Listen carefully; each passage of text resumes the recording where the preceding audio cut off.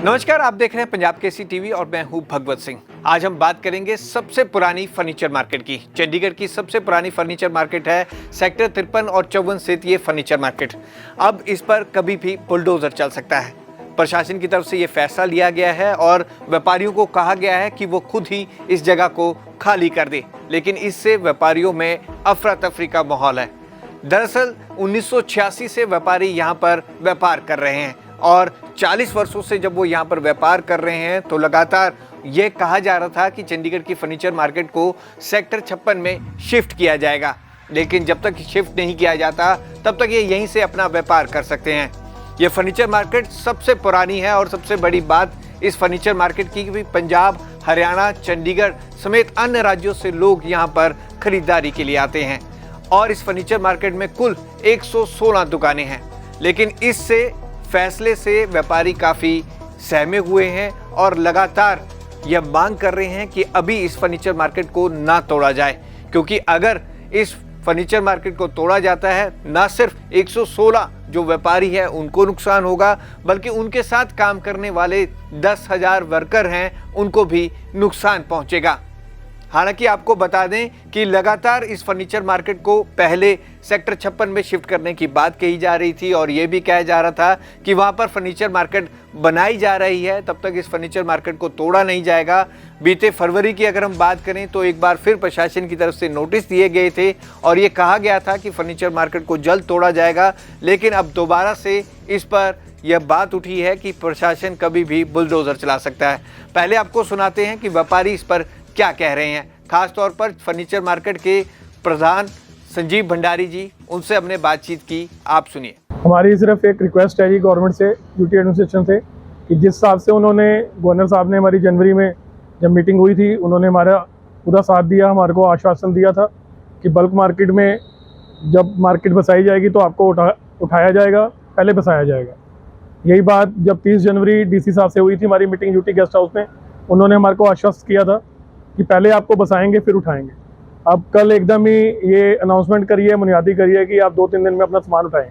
अब उनके आश्वासन के बेस पे ही हमने अपनी लेबर रखी हुई थी, अपना मटेरियल रखा हुआ था और अपने पैसे इकट्ठे कर रहे थे कि जो भी आगे गवर्नमेंट की तरफ से पॉलिसी आएगी हम उसमें पार्टिसिपेट करेंगे। जिस हिसाब से न्यूज़ में, चैनल में भी आ रहा था, अखबारों में भी आ रहा था कि हमारे को मार्केट में एक जगह बसाया जाएगा, हमारी लेबर जो 8-10 हज़ार बंदा यहाँ से रोटी खा रहा है उनकी रोजी रोटी नहीं रुलेगी।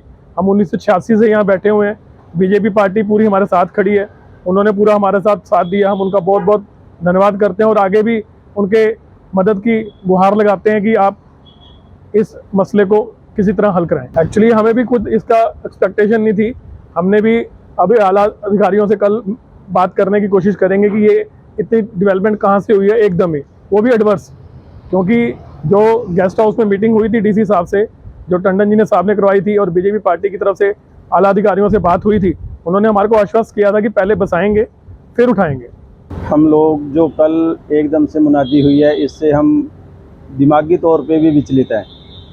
जो यहाँ हम 116 दुकानदार और हमारे यहाँ 8-10 हज़ार परिवार जो रोटी चला रहे हैं अपनी जैसे तैसे करके, इस मंदी के दौर में जैसे जैसे भी हम अपने परिवार चला रहे हैं, उसके ऊपर यह विपदा एकदम से हमारे ऊपर टूट पड़ी है। हम प्रशासन से यही गुहार लगाते हैं कि जितने भी हम दुकानदार हैं, हम ये जगह छोड़ने को तैयार हैं, बशर्ते जो इन्होंने हमारे साथ पहले कॉरेस्पॉन्डेंस चल रहा है या बातचीत चल रही है, वादा किया हुआ है इन्होंने कि हमें पहले बसा के फिर हमारे को यहाँ से उजाड़ा जाए।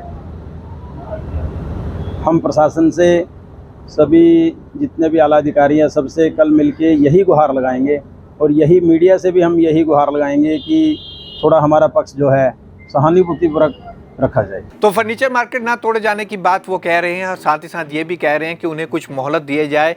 इसको लेकर वह भाजपा के पूर्व अध्यक्ष और भाजपा नेता संजय टंडन से भी मिले थे कि उन पर अभी जो ये बुलडोज़र चलाए जाने का निर्णय लिया जा रहा है ये ना लिया जाए, इसको कुछ देर के लिए स्थगित कर दिया जाए। खास तौर पर जब उन्हें सेक्टर 56 में शिफ्ट किया जाएगा उसके बाद चाहे इस मार्केट को तोड़ दिया जाए, लेकिन ऐसा होता अभी फ़िलहाल नहीं दिख रहा है। प्रशासन ने बीते दिनों कई कॉलोनियों पर बुलडोज़र चलाया। अगर हम बात करें सेक्टर 25 की कॉलोनी पर और पीछे जो कॉलोनी नंबर 4 पर बुलडोज़र चला था, आने वाले दिनों में ये भी कहा जा रहा है कि सेक्टर 38 की शाहपुर कॉलोनी पर भी बुलडोज़र चलाया जाएगा।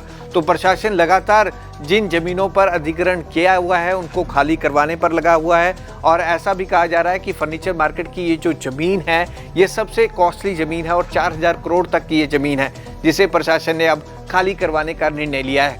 हालांकि व्यापारी इससे काफ़ी सहमे हुए हैं और उनके दिल में एक सवाल है कि अगर उन्हें अभी यहाँ मार्केट से हटाया गया तो वो कहाँ जाएंगे, क्योंकि सेक्टर 56 में भी अभी दुकानें बनकर तैयार नहीं हैं और ये भी तय नहीं है कि किसको अलॉट होंगी और नहीं होंगी। तो देखना होगा आने वाले दिनों पर इस पर क्या होता है, लेकिन व्यापारी काफ़ी सहमे हुए हैं। पंजाब केसरी टीवी के लिए भगवत सिंह को दीजिए इजाज़त। नमस्कार।